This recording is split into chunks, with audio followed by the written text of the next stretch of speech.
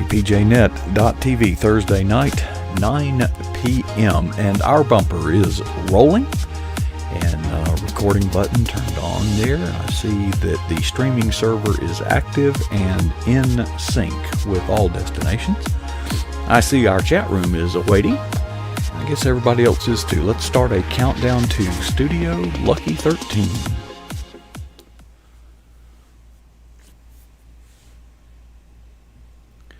Well, good evening and welcome to pjnet.tv. I'm your host, Coach Prasick. Let me get over here. We have so many.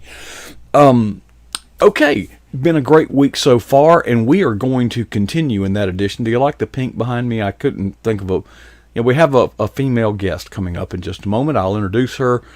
Thought I'd put something pink there. That is the cover of her book, NOLA. New Orleans, Louisiana, I believe is what that is. Okay, you're waiting, and who is it? Well, it is not a first-time guest, but it's been a long time, I'll tell you that. But Molly Jo Realy is here, formerly from California, now on the East Coast of the United States, so we're in the same time zone, Molly Jo. Yes. But you were a California girl until you moved, right? Well, for a few decades. I was actually born and raised in the Midwest. Okay. And then I was in California for a few decades, and then I've been here for 2 years. Do you have any friends in California? I have a lot of friends in California. I have quite a few friends in California, and Becky Lindsay, who is a frequent guest on here and introduced me to you last year when I first came on. She is one of my dearest friends in California.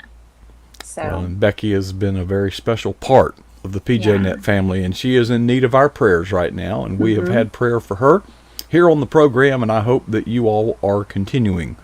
Please do. Please do. I love Becky to pieces. I check in with her almost every day, and she needs our prayers. I mean, we all need prayer, but Becky needs some intercession prayers right now. You bet. Now, California girl, now on the East Coast, in the mountains of the Carolinas, I presume. Yeah. What possessed you to do that? Did the rent come due? Is that? I had been coming out to the Blue Ridge Mountains Christian Writers Conference for a couple of years in a row. At the time, I was good friends with, I am still good friends with Aaron Gansky. His dad, Al, was co-director of the conference. And so Aaron would always come out with him, and he was telling me about it. And Aaron was mentoring my writing when I was starting NOLA. And he says, you should come. So I ended up coming the first year, fell in love with it. It is the first time, and Becky made that trip with us as well. It was the first time on the way home that I cried going back to California whenever I left it. It was kind of devastating to me. Going to the conference was like, I liken it to finally being diagnosed. I finally fit in with a group of people that understood me and knew what I was going through and knew my habits and my mindset, and to be in a group of writers for an entire week in this immersion program, basically. It was really hard to withdraw from that. It was really hard. Folks, just a heads up, at some point during the program, it is very possible, in fact likely, that we will be introduced to your cat. Yeah, you saw that, did you? This is Iris. She jumped up on my lap. She is, she's my lap cat. I have two cats. This is the one that likes the spotlight. So she will get in the way. She'll wag her tail. And when I was doing Aaron Gansky's podcast, First in Fiction, a few years ago, and I just stopped trying to get Iris out of the picture. She's just going to walk in front of the camera. It's just going to happen. So deal with it. I'm a single lady. I'm the cat lady. This is what you get. Well, you mentioned podcast, and I didn't know it until after the arrangements were made. In fact, it was only a few moments ago, but gee, you're a competitor. You're doing podcasts and things, but you're not doing just audio. You're doing video and all that. You're not uncomfortable behind a camera. You have a brand new one of those ring lights that everybody has to have. I don't have one. You know what? That was a Oh, blessing. It was an actual blessing. A friend of mine. Hey, wait, you're lighting up. What are you oh, doing? well, what you have just seen is 1,200 high intensity 56 kW LEDs. And Wow. I can control them from my B. Oh, we have but so a ring light's a little bit elementary for me. But anyway, that's I don't not to really know be what to do with this conversation not to now, be here, Coach. outdone. No, I was doing the First in Fiction podcast for Aaron. I was the chat room moderator and the facilitator, producer. He was the host, and at times his dad was the co-host, or we had Tessa Emily Hall as a co-host. We had guests on there, and it just went a little stagnant, especially when I moved. Aaron and I could not coordinate. So a few months ago, he and I were chatting, and he said if I wanted to take it over, where it would be mine, Mhm. that I could. And so while I haven't yet restarted it, it is in the works. I will be restarting it very soon. In fact, Becky Lindsay hopefully will be one of my first guests if she's feeling up to it. I've already talked to her about that. Aaron will be one of my first guests. And so I was telling a friend of mine that one of the things I was either going to do audio because I don't have decent lighting in my apartment. And one of my friends decided to bless me with this ring light so that Mhm. I could be a better podcaster. And I Okay. just thank you. So how do you see this looking when you get done? What are you going to do with it? How often? Tell us about Uh, it. This is your chance. This is a free plug. oh wow, well, I wasn't prepared for that part. Oh, there's Um, a lot you're getting. You're going to get a lot of stuff you're not prepared for tonight. how Yes. we only have half an hour, right? Okay. 20 Um, minutes, of which we've already used 7. so so first in fiction, Aaron's tagline for that is your first stop for learning to write fantastic fiction. And I'm going to probably keep that same tagline. Excuse me, my cat is climbing all over me and she's getting tangled up in my scarf. There we go. Uh, this, she This doesn't is like why it I have a when dog. Mama's on. Yeah, yeah.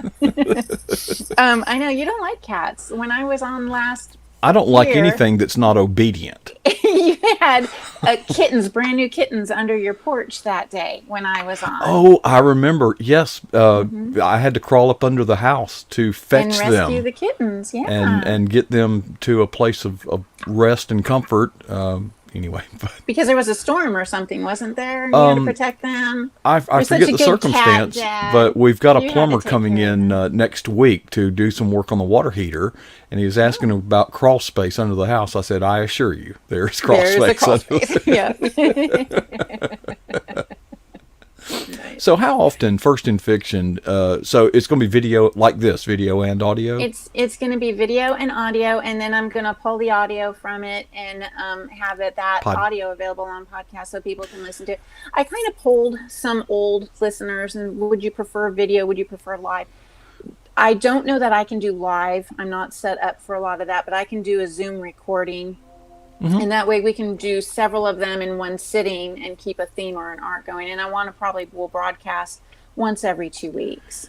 Well, I have tinkered with. I've never done it, but I think that you have a good idea there to do both because a lot of people might like to listen to PJ Net, but if you're traveling, Mm-hmm. video is using a lot of data.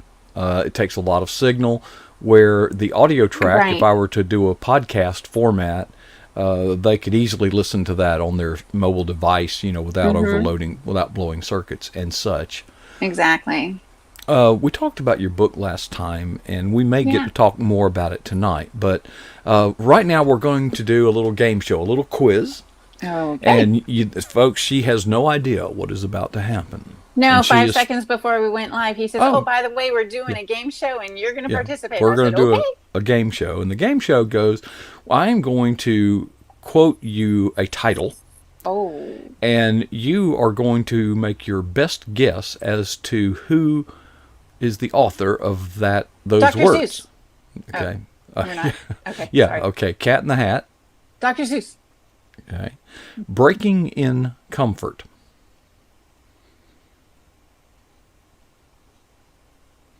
Wait a second. Hey, that's me. I'm like, that sounds so familiar. Wait, did somebody die? Still somebody's idea? What? Night. Actually, what are you talking Yeah. about? Wait, what? I wrote a That blog article called Breaking in oh, Comfort that's the recently. name of a book written by a French psychiatrist. Uh-huh. No, Is it's it? not. Is it? No. Is it really? Like, as long as they're on the other side of the globe, I don't think I have to worry. Okay. Remembering what's new. Wait. Yes, that was by Molly Jo Realy. Okay. 8 things Xanadu taught me about creative endurance. That is also a blog post by Molly. I'm sorry, that is a journal, a Molly Jo's journal Uh huh. on my website. Oh, your website. Speaking. Okay, so Yeah. now we're going to spring the trap here. Uh-oh. There we go. MollyJoRealty.com. That's All right, right. last one. Let's see if you can remember this one. 8 reasons Hallmark is the best reality Um, TV. I had so much fun writing that. You could obviously tell by looking at the website, I don't have a lot of articles up there. I have an old site that was franklymydearmojo.com that I posted on, every, for almost 10 years, I think, 7 to 10 years. And so I'm slowly pulling those articles and transforming them and posting them now at mollyjoreally.com, as well as creating new that are along with my brand colors. And the Hallmark post was one of the first ones that I did organic for mollyjoreally.com. I had so much fun with that. It was a lot of fun. Well, I was going to ask you, say a little something about all 4, but which is your favorite one that you'd like to spend the most time and tell us more about it? Out of those 4, I would say the 8 reasons Hallmark is the best reality TV, and 9 things Xanadu taught me about creative endurance. Okay. Well, let me check the time. We've got 8 minutes left. Okay. So, which of the 2 do you want to spend 1 minute on each of the 8 reasons? This is the real test. Can she remember the 8 reasons she gave for her own art, from her own Oh, article? good gravy. Well, let's go with Hallmark, because Xanadu I posted on my old website and my new website, and I'm more familiar with that. So quiz me on the Hallmark. Well, you can just tell us about it. I don't have it pulled up. I don't have it pulled up, and I don't remember it. I wrote it before Christmas Well, I or didn't around read it, so I know Christmas. nothing about it. So, Well, one of the main things that I really like Hallmark is people say, "Oh, that's so trite. It's so fluff, and there's not a lot of yeah. drama." But the thing is we all, most of us, strive to be drama free. We strive to be good to our neighbors and have those healthy relationships. And Hallmark on a movie has 2 hours, and then on a series has 1 hour minus the commercials to get from A to Z. Hmm. And so for Hallmark to be able to fulfill that satisfaction that we all crave of watching a Hallmark, it's predictable, but we still want that. We want the predictability of knowing things are going to turn out in the end. And that's one of the main reasons that I like Hallmark, because if I'm having a weird day, a bad day, or a celebration day, I want to come home to Hallmark, where family loves on family. And if Hmm. something goes wrong, they try to fix it. They don't make fun of the parents. They don't have bad role models. They don't berate each other. They make mistakes and they make amends. And I think that is reality. Well, I think you raise an interesting point, and yes. Well, first of all, those are chick flicks, so I can't say that I'm an expert on Hallmark movies, but I've probably been in the room cleaning my gun or something when my wife flipped the channel to it, or That's fine, as sharpening long my as you're in the knife or room. something like that. So I'm Subliminally being affected by it. man, That's okay. I've been influenced by it, but you're right. They are predictable. There's going to be a happy ending, and everything's going to be good. But in many ways, even the Hollywood culture that you left behind in the great state of California, Hmm. the celebrities are pretty much perfect, or they are portrayed pretty much pretty. So when I was in high school, I was a big fan of Saturday Night Live, and I haven't watched it in years, but I really would go out of my way. We would have Saturday Night Live parties at somebody's house, where their parents were gone, and I was always fascinated by the creativity of the skits. Well, for our senior play, when you're in a senior class of 18 people, everybody has to do something. And I was tasked with the intermission entertainment. Okay. Okay. Well, I did a Saturday Night Live skit on the Osmonds, but it was the unknown Osmond, Ronnie Osmond, who was obese, had terrible acne, Oh my goodness. could not sing. So I wonder if it was we like the predictability, but we like the unpredictability. But that's life, isn't it? Mm-hmm. Yeah, absolutely. It is. Okay. Your book Nola, Yeah. a romance. What do you call those things? What do you? I wrote it as a location mystery, and my editor went through 2 rounds and sat me down, and she goes, "This is going to destroy you, and I know this, but I need you to hear me out." She said, "This is got mystery elements in it, but it is really a romance." She said, and she had shared the plot with her husband, who I know through her. And she said, I was telling him about it, and he looked at me and said, "How does she not realize that this is a Hallmark movie in print?" And that was not my goal originally. I actually was a little bit destroyed because prior to that, my connotation of romance books, mainstream romance, are fluff and Victorian lace and roses and a lot of love and passion and things that I don't go there. I'm more logical, obviously. I like the Hallmark, again, not because of, oh, the soft love feelings, but just the reality of it all. I like being able to see people come home, interact with each other, just get mad or whatever. And that for me is the Hallmark reality. And so, but it resolves at the end. And apparently my book satisfies that. And I didn't realize it when I was writing it. I thought it was going to be a mystery. And it is. It's got mysterious elements to it, but it is first and foremost apparently a really good romance. Nothing more mysterious than a California girl in the Carolinas with a cat. Right. Let me guess, you've got more than one cat, don't you? I do. I currently am down to 2. Down to 2. Yep. Yeah. You cat people. Yeah. I I had at one point, before my daughter got married and moved out in California, we had 5 cats in the household. There were 2 were mine, 2 were hers, and one just loved everybody and would, go back and forth. But at night when it was bedtime, her 2 went in her room with hers and my 2 came into my bed with me. And that was just the way it is. They coexisted. Well, her husband, whom I absolutely love dearly, is contact allergic to cats. And so not only could he not come over for family dinners more than once a month, and then as soon as he ate, he had to leave. But obviously when they got married, she could not take the cats with her. So I took her cats. And then, yeah, when he comes over, you don't put the cats out; you put him out. But right. Yeah. Well, that's and the why one I don't that like just cats. Jumped up on me right now. That's Iris, which we got from her best friend in high school. They could no longer take care of the cats after the kids graduated. The parents were could not take care of them once the kids moved out, and so her friend called me and said, "Hey, I need you to take this cat." And I'm like, "No," and like, "No, you have to take the cat, or we're putting her in a shelter." And I said, "Okay, I'll take the cat."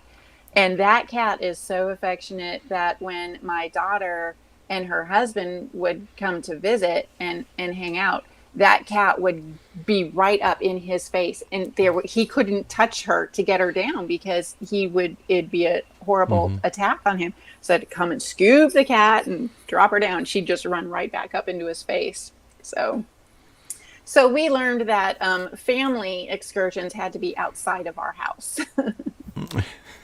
Got it. Well, I've gotten my dog to where he's getting more and more comfortable here in the eagle's nest. He's found a little spot right over here to my left in the corner, and he will let when I first brought him out here. 10 minutes later, he's scratching to go out. He's at it, but he's staying 2 and 3 hours now, and he just goes to sleep over there. And what kind of dog is he? It's a white German Shepherd, 110 pounds worth. Do we get to see him? He's not here with me right now, but You but saw during my the cat?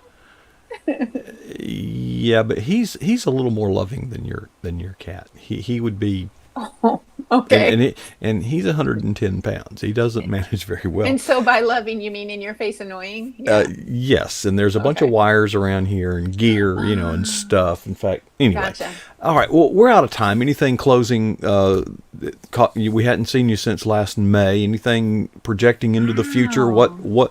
What's the next big thing for Molly Joe? Well, I'm on PJNet TV, so hopefully I'll Well, be back a that's couple of more huge. Yeah, times. That is that's huge. huge. Yeah. I am teaching at the Carolina Christian Writers Conference in March. That is a virtual conference, so I'm excited to be teaching that.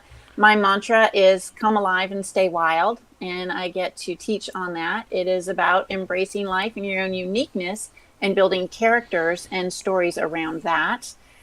People have asked me if NOLA is autobiographical. It is a little bit. I'll let you buy it and read it, and then you can figure out which parts are me and which parts are fiction. I will say that when I was leaving, I had not finished NOLA. I was working on it, and Becky Lindsay was one of my friends who was an alpha reader for me. And when I told her, I went over to tell her I was moving, I didn't tell her. I sat her down and I said, I have something to tell you. And she looked at me and she knew. And she says, you're doing it. You're being Josie. Because the character in NOLA is a girl from California who ends up moving to New Orleans. And it's actually more like she runs away. And Becky just looked at me. She said, you're being Josie. And I love that. Like, yeah, I am. Oh, you girls. Okay. Well, Molly Joe, it's been good chatting with you again, and Thank you. let's not be separated for so long next time. Come update us when you get your well, I don't want to call it a podcast, but podcast Yeah, and video up. We'd love to hear about that from time to time, thank and you. if you have some guests that you think might fit in here, we'd like to hear from you. And if we have some here that might fit in there, we'll make that available to you as well. We got to look out after each other. That sounds like a fair trade. All righty. Well, Molly Joe, thank you so much for joining us tonight, and it's been a pleasure, and I can't wait until we get to do this again. Thank you, Coach. Nice All to see right. you. Good. All right. There we have it, folks. The view from the side camera right there in the eagle's nest. Look at all this gear. You think that's something? Just give it time. Oh, oh. This is an unscripted program, folks. I only wrote down the titles that I had to recite for the purpose of there is no script here at pjnet.tv. Folks, it has been a wonderful time. Love having so many wonderful people join us here and just share their lives with us, and so many people sharing in the pjnet.tv chat room. But the fun is not over. We're only beginning at the bottom of the hour. That is just a few minutes from now. J.D. Winninger joins us from the Cross W Ranch in Cooper, Texas, and he has a story that we all not only will enjoy, but will learn something from. Here's the deal. I want to ask you to ask yourself 2 questions. You ready? Here's the first one. What's the boldest thing you've ever done for Jesus Christ? What do you think? Well, in case you impressed yourself with your answer, let's look at question number 2. How long ago was that? I hope none of us will be satisfied with either answer.